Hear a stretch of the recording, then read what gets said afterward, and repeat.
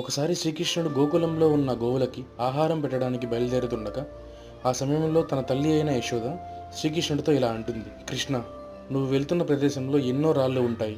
అవి నీ కాళ్ళకి గుచ్చుకుంటే నీకు ఎంతో నొప్పిని కలిగిస్తాయి. అందుకే నువ్వు నీ రెండు కాళ్ళకి ఈ చెప్పులను ధరించి వెళ్ళు అని శ్రీకృష్ణుడితో చెప్తుంది. అందుకు శ్రీకృష్ణుడు ఇలా అంటాడు. అమ్మ, నేను వెళ్ళే ప్రదేశంలో నాతో పాటు 9 లక్షల గోవులు ఉంటాయి.